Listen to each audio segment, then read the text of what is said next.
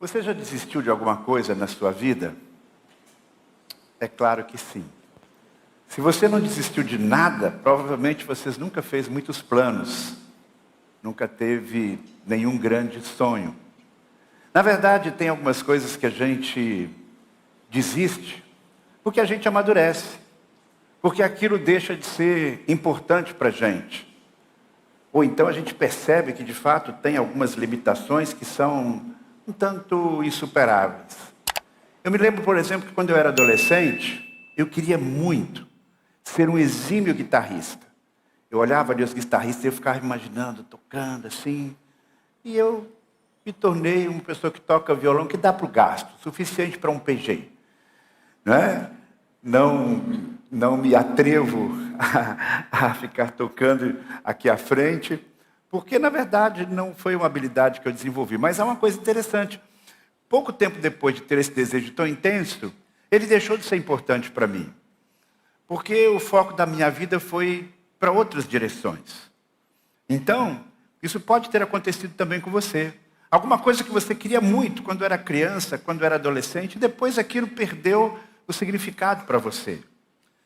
Quem sabe também, você quando era jovem, quando era adolescente, se apaixonou por alguém. Acontece que você não foi correspondido. Ou talvez não teve nem coragem de chegar lá perto da garota, se você é homem, né? Para se declarar. E você desistiu então daquela garota, daquele rapaz em poucas semanas. Porque aquela paixão arrebatadora foi como uma nuvem passageira. 3 semanas depois você já estava apaixonado por uma outra pessoa. A verdade é que nós desistimos também de fazer algumas coisas por causa de uma expectativa frustrada. Nós entramos na academia pensando assim, daqui a 90 dias eu vou ter perdido 5 quilos. Só que depois de 90 dias o ponteiro da balança está exatamente no mesmo lugar. Desistir de uma determinada situação pode ser fruto de uma decisão pensada, de uma reflexão ponderada, de uma análise cuidadosa. Você para, reflete e diz, eu não devo seguir por esse caminho. Mas muitas vezes isso não acontece. E às vezes a gente acaba desistindo de coisas que não deveria desistir. Coisas que são importantes. Por que agimos assim? Que fatores podem nos levar a desistir de coisas que, na verdade, não deveríamos desistir?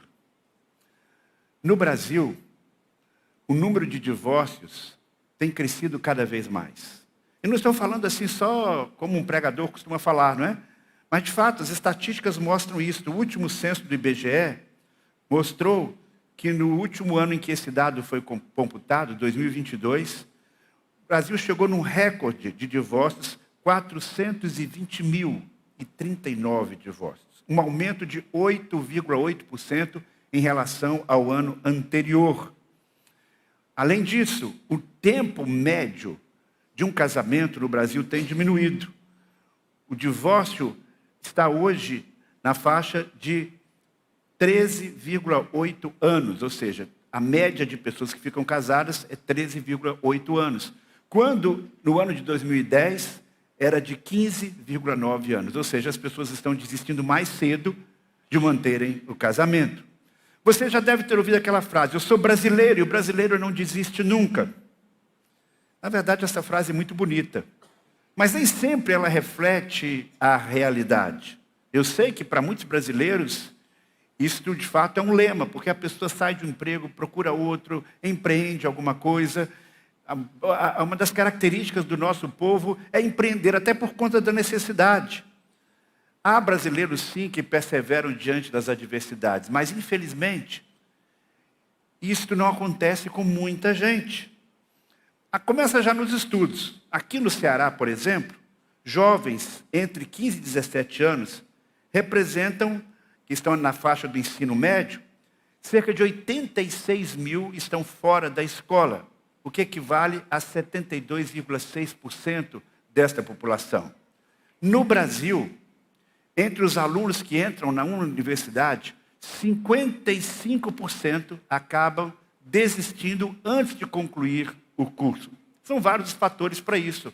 Mas se você pensar bem, é um índice muito elevado. Historicamente, as pequenas empresas no Brasil, elas apresentam uma alta taxa de mortalidade. Segundo o Sebrae, cerca de 30% das micro e pequenas empresas fecham suas portas antes dos 5 primeiros anos de existência. Na verdade, nós temos alguns exemplos no Brasil e no mundo de políticos, de empreendedores que foram bem-sucedidos. Mas nós precisamos entender que a trajetória destes homens, dessas mulheres, nem sempre foi uma trajetória ascendente. Nem sempre eles foram acumulando sucesso sobre sucesso. Existem 2 exemplos clássicos que geralmente nós ouvimos quando falamos sobre alguém que foi perseverante, que não desistiu facilmente. Um deles é Abraham Lincoln. Ele é um exemplo clássico de perseverança. Ele foi o 16º presidente norte-americano e desde a sua infância ele lidou com muitas adversidades. Ele teve dificuldades quando criança, de estar numa escola, mas ele estudou por conta própria. E ele foi, ao longo da sua vida, enfrentando uma série de problemas.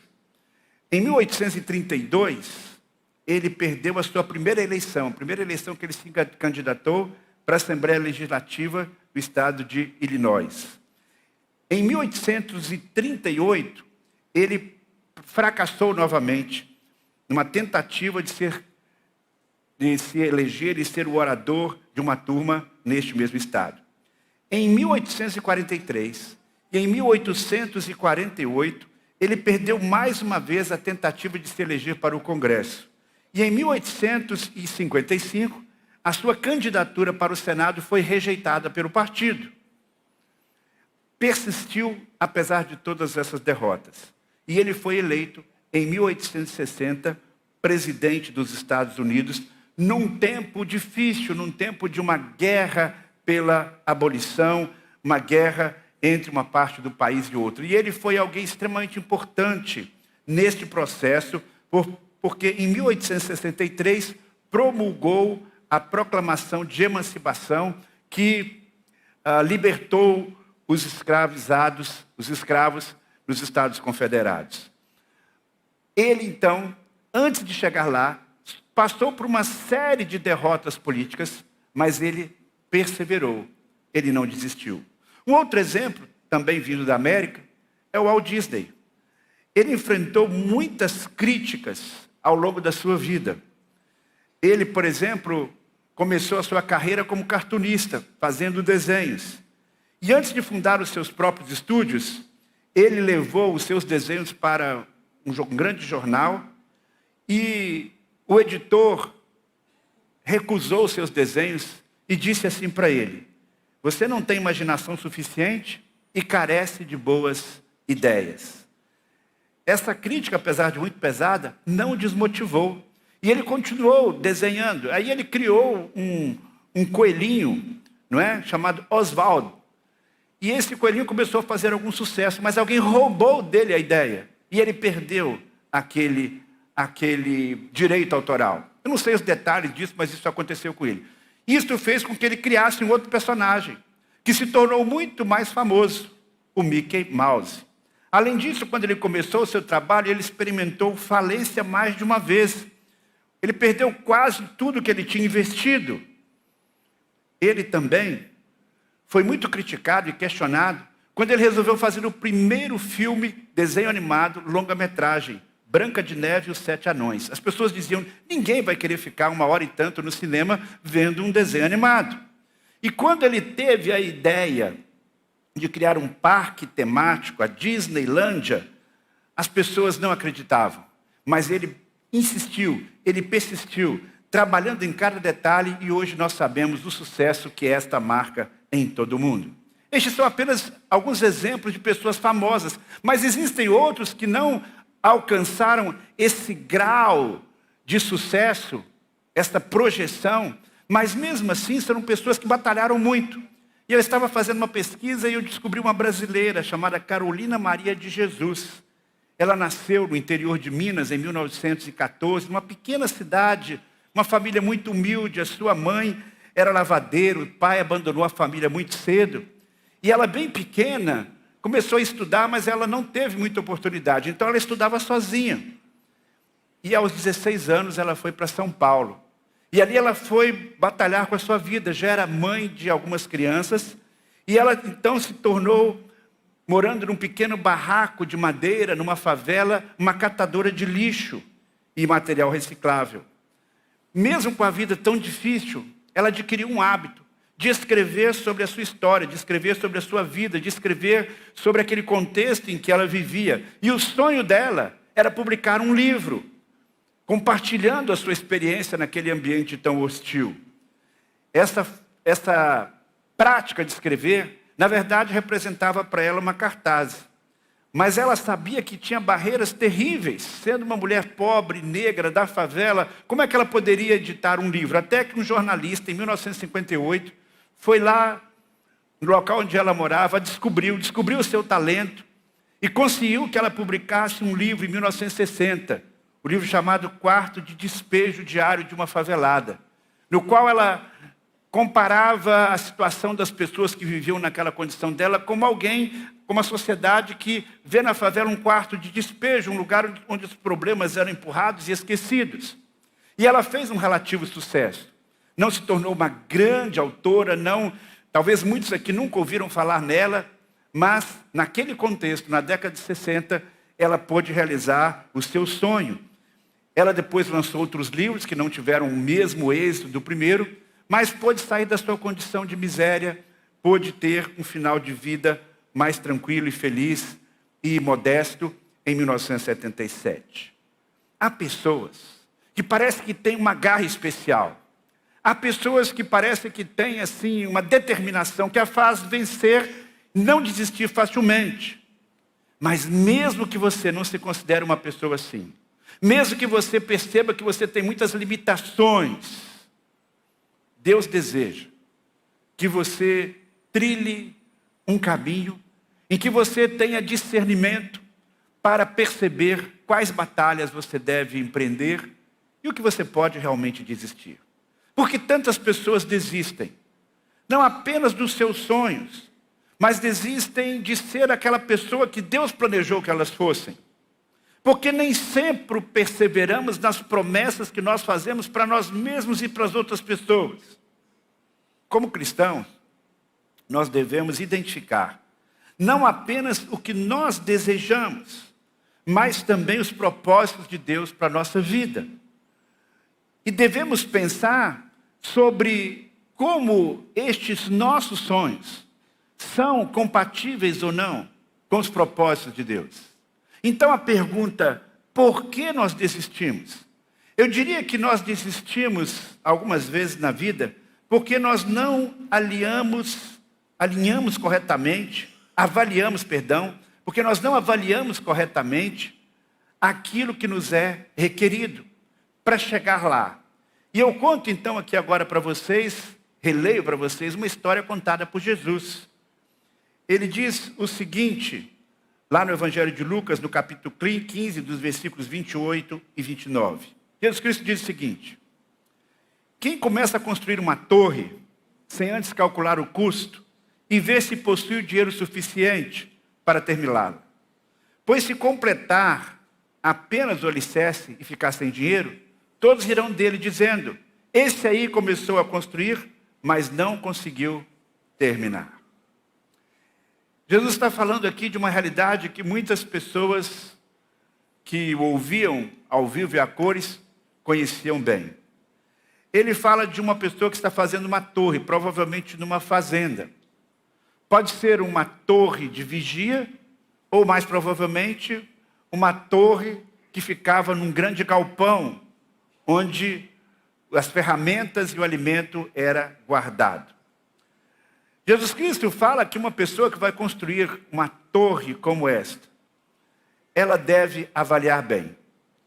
Eu terei os recursos para fazer esta torre, porque esta era uma obra extremamente dispendiosa. Construir uma torre numa fazenda representava que você tinha uma boa colheita, que você era uma pessoa bem-sucedida, além de valorizar a propriedade. Jesus Cristo, então, ensina que se não for feito um planejamento correto sobre os custos dessa construção, os recursos podem acabar antes E assim a pessoa perde não só o dinheiro, mas também o prestígio, a valorização.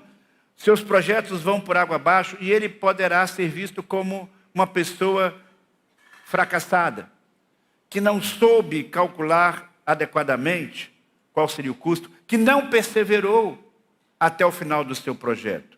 Uma pessoa que teve que desistir do seu sonho antes que ele se concretizasse. Aí eu paro e pergunto a você, o que você desistiu de realizar ou de prosseguir realizando? Porque você achou que era fácil demais. Você não refletiu sobre os custos reais, custo em termos de tempo, de preparo, de recursos financeiros, e você parou a construção no meio do caminho, porque não calculou adequadamente os riscos e aquilo que você realmente tinha em mãos. Há pessoas que desistem de um casamento porque antes de se casarem não refletiram sobre o preço a pagar. Talvez não estivessem preparadas para pagar o preço que um bom casamento requer. Outros desistem de prosseguir como empreendedores porque eles pensam assim, eu sou empregado, aqui eu ganho muito pouco e trabalho muito, quando eu empreender eu vou trabalhar muito menos e ganhar mais. Mas esta não é a realidade. Frequentemente quem empreende acaba trabalhando mais ainda do que um funcionário. Há pessoas que escolhem um curso universitário sem sequer dar uma olhada nas disciplinas que compõem aquele currículo. Pior que tudo, são aqueles que afirmam, eu quero ser um discípulo de Jesus, mas não param para refletir sobre o custo do discipulado. É nesse contexto que Jesus Cristo contou essa história. Ela se aplica a outras áreas de nossa vida, mas tem tudo a ver e prioritariamente a ver com isso. A importância de calcularmos o custo de seguirmos a Jesus. Não basta dizer, eu quero ser discípulo, eu quero ir para o céu. Seguir a Jesus com fidelidade envolve um custo. E há muitos que desistem ou procuram seguir Jesus, mas assim na meia boca, porque não querem pagar o preço do discipulado cristão.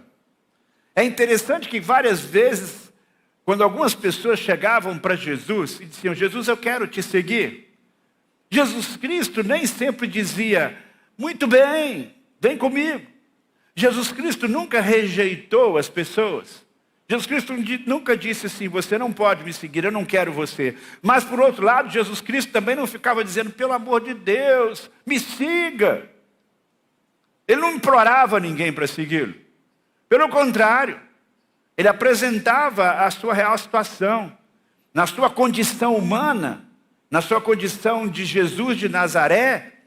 Ele dizia para as pessoas coisas do tipo, as raposas têm suas tocas e as aves do céu têm seus ninhos, mas o Filho do Homem, ou seja, ele próprio, não tem onde reclinar a cabeça, porque Jesus, depois que começou o seu ministério itinerante, não tinha, na verdade, uma residência fixa. Jesus Cristo olhava para alguém que dizia, eu quero te seguir. Mas Jesus Cristo percebia que aquilo era fogo de palha e ele dizia, olha, ninguém que põe a mão no arado e olha para trás é apto para o reino dos céus.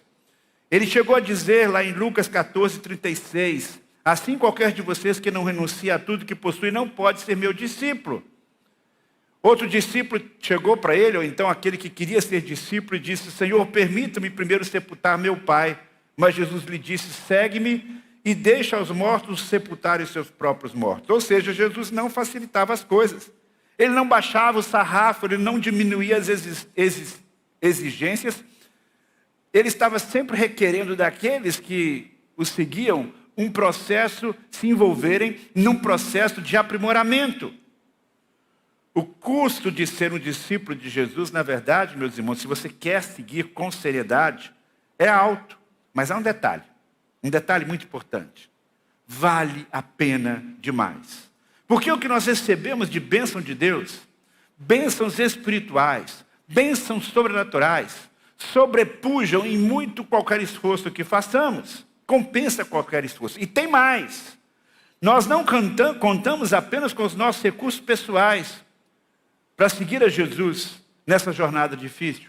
Porque nós temos muitas coisas que Ele nos dá para que possamos caminhar com Ele. Nós temos ao nosso lado um guia.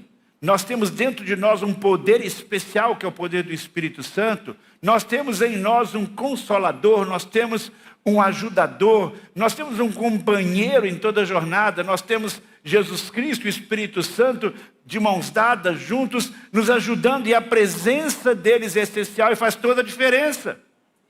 Então, se por um lado, ser um discípulo autêntico é algo difícil, por outro lado, os recursos que nós temos para isso nos dão condição de seguirmos sem que isso seja um fardo insuportável. Pelo contrário, Jesus Cristo disse: quando você tem um relacionamento comigo, como eu quero ter com você, o meu fardo é leve. Uma segunda razão pela qual nós desistimos, além de não avaliarmos corretamente, muitas vezes, o que este sonho vai requerer de nós, o que esta caminhada vai requerer de nós, nós desistimos algumas vezes porque os nossos planos pessoais divergem dos planos de Deus para nós.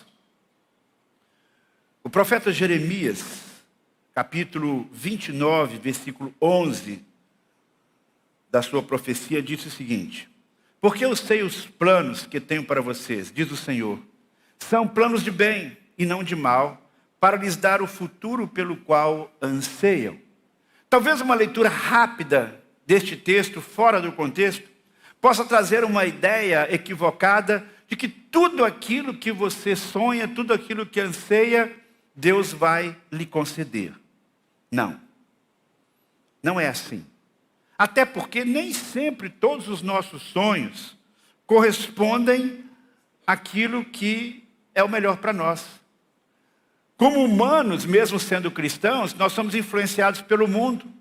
Nós somos influenciados pela mídia. Nós temos o nosso próprio coração, que ainda tem a semente do pecado, mesmo tendo a presença de Deus. Pode ser que vários dos nossos planos tenham como foco simplesmente um sentimento de que queremos ser reconhecidos socialmente. São desejos baseados em nosso egoísmo. O que esse texto está mostrando com muita clareza é que Deus tem planos para nós. E o plano de Deus para nós é um plano bom. Agora, o que Deus deseja é que os nossos projetos e os nossos sonhos estejam alinhados com esse plano bom que Ele tem para nós. Qual deve ser o maior plano do nosso coração? Qual deve ser o projeto maior do nosso coração? O maior projeto, o maior sonho do nosso coração, queridos irmãos, deve ser agradar a Deus. Aí nós temos então um paradoxo. O plano que Deus tem para nós, o plano maior que Deus tem para nós, deve ser conectado com um plano que nós fazemos, que é agradar a Deus, que é identificar o plano dele para nós.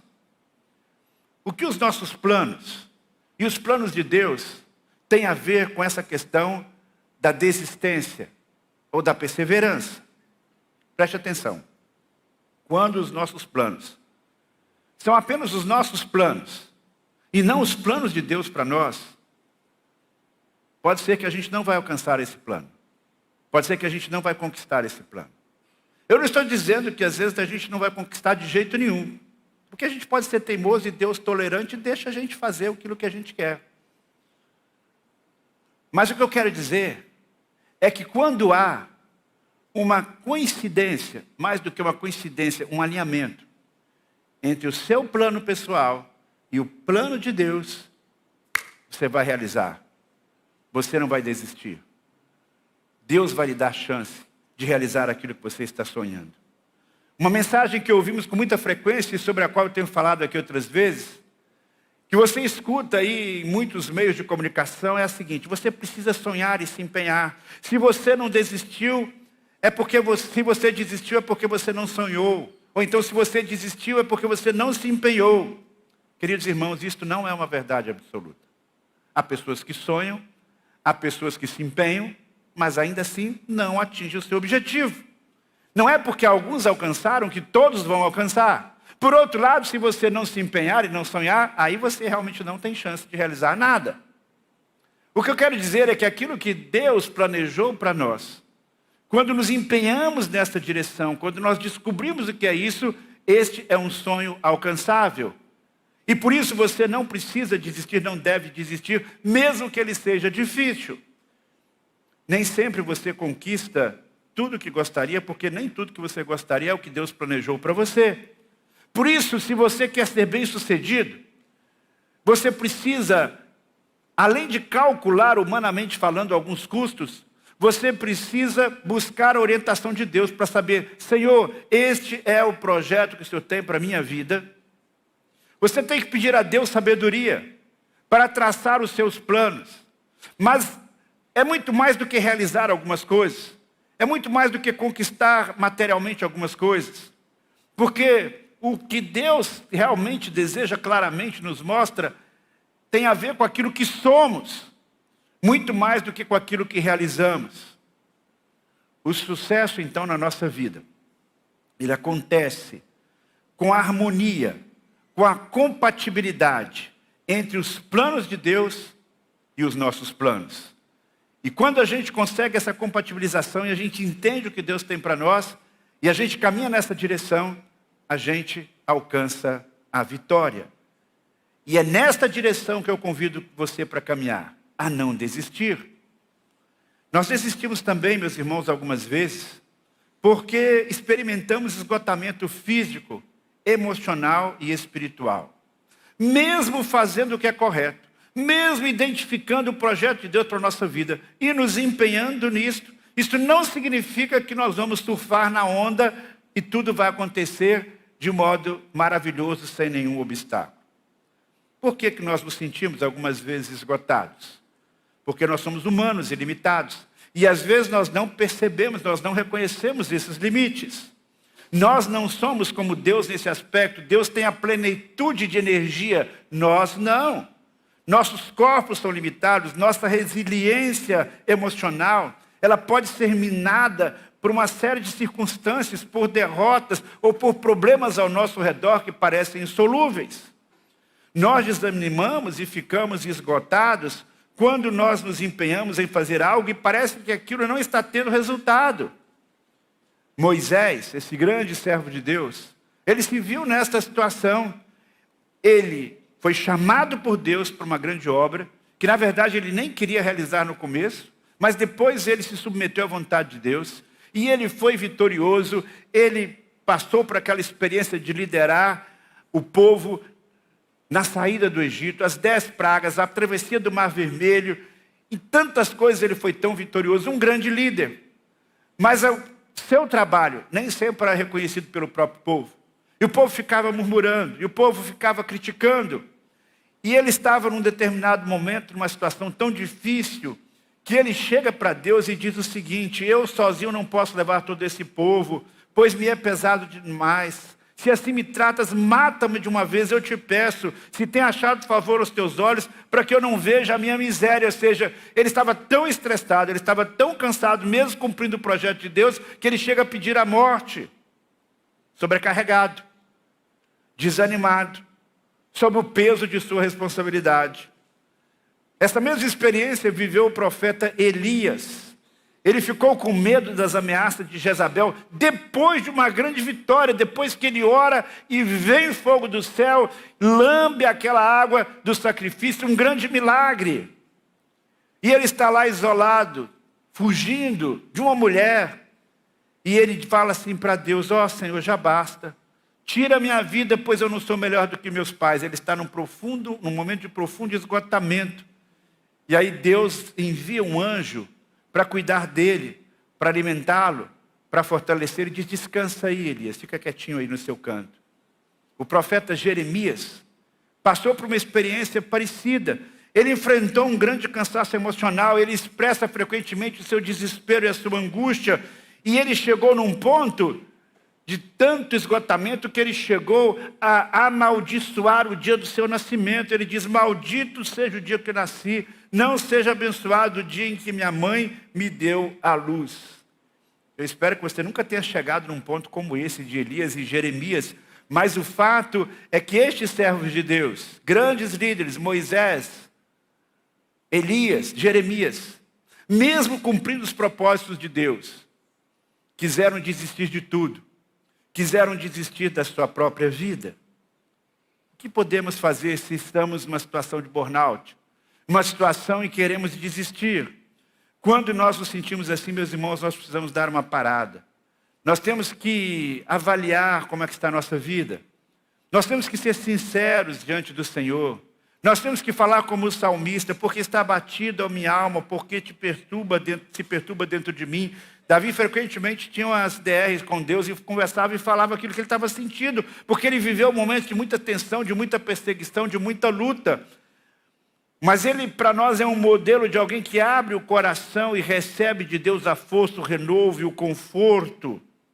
Então, se você está numa situação como essa, querendo desistir de tantas coisas, querendo desistir, quem sabe, de ser pai, de ser mãe, porque está complicado demais, querendo desistir de servir na igreja, querendo desistir do seu trabalho, dê uma parada.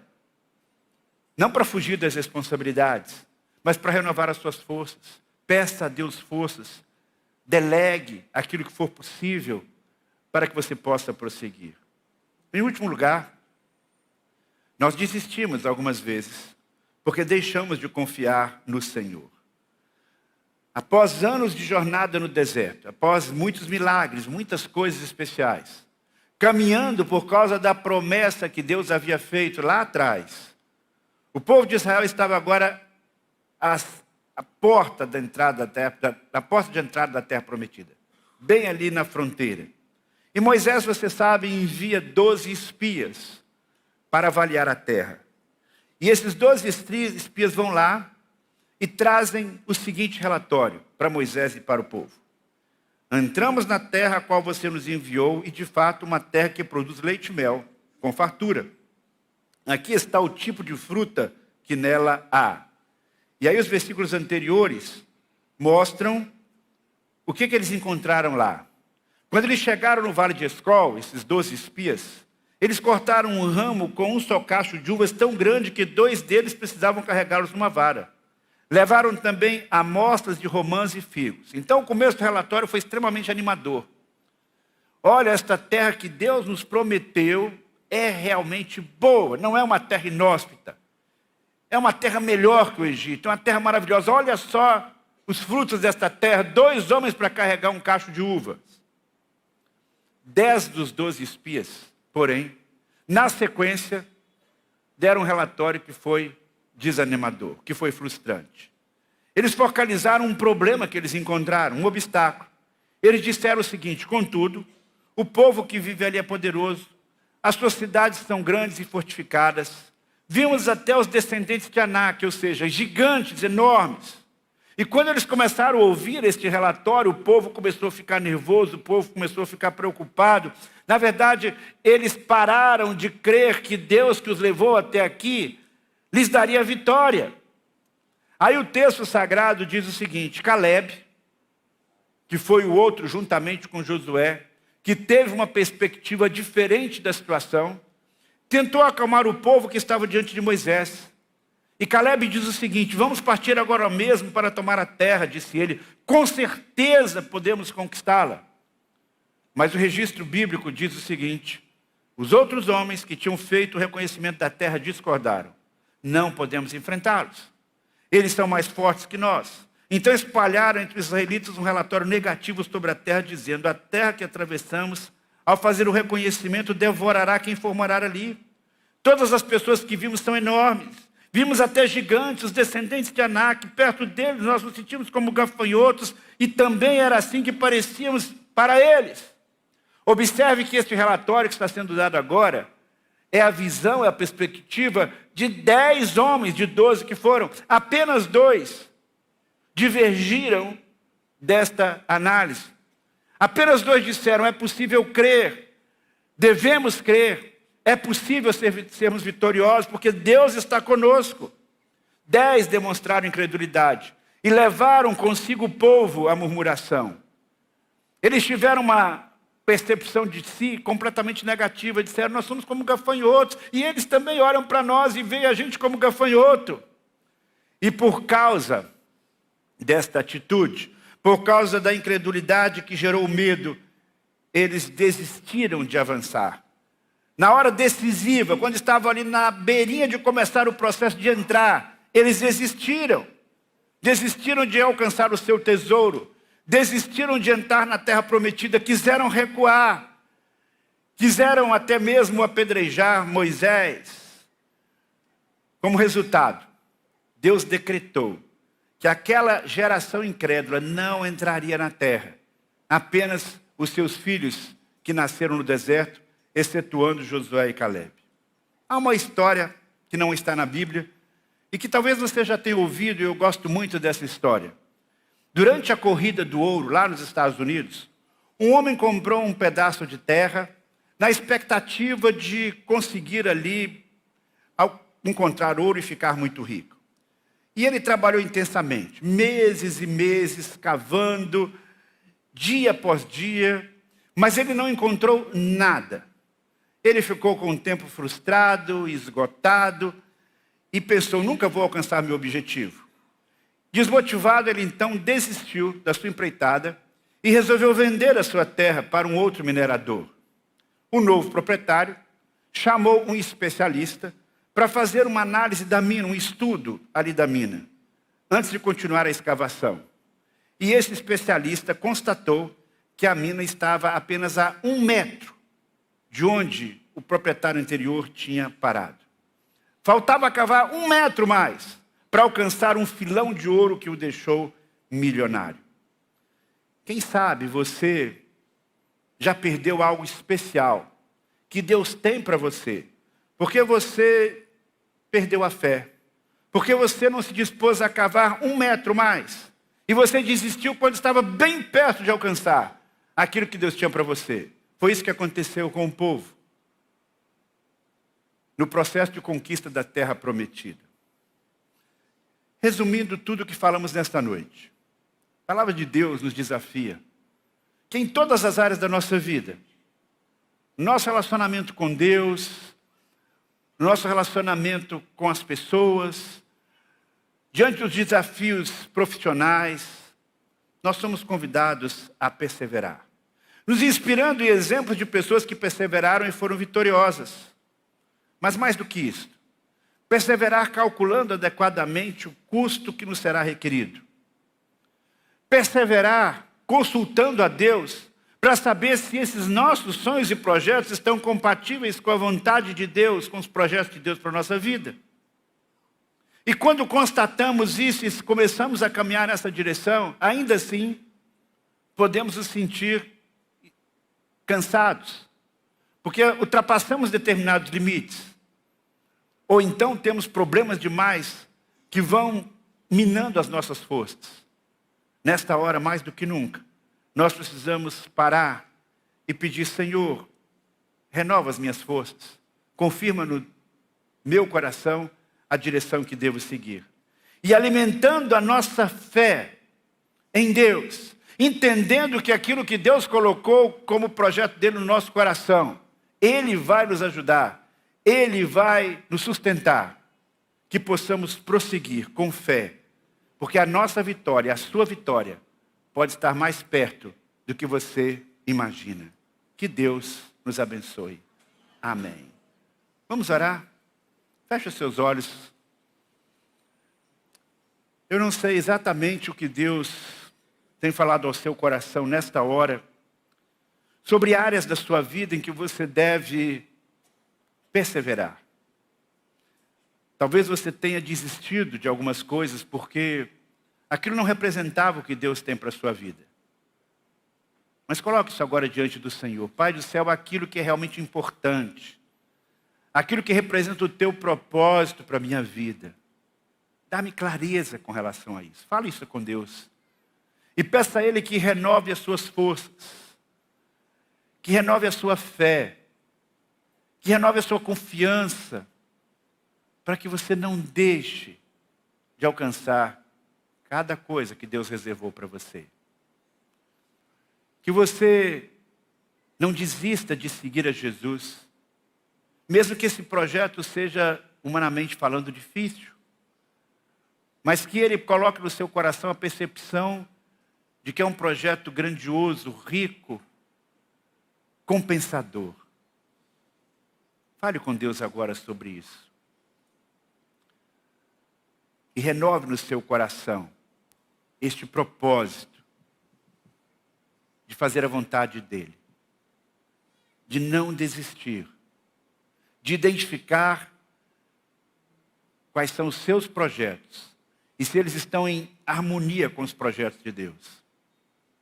Peça ao Espírito Santo que lhe dê esse discernimento, crendo que Ele o fará.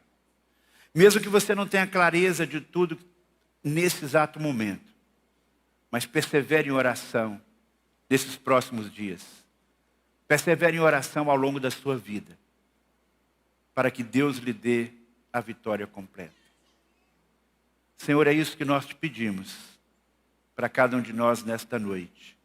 Em nome de Jesus. Amém.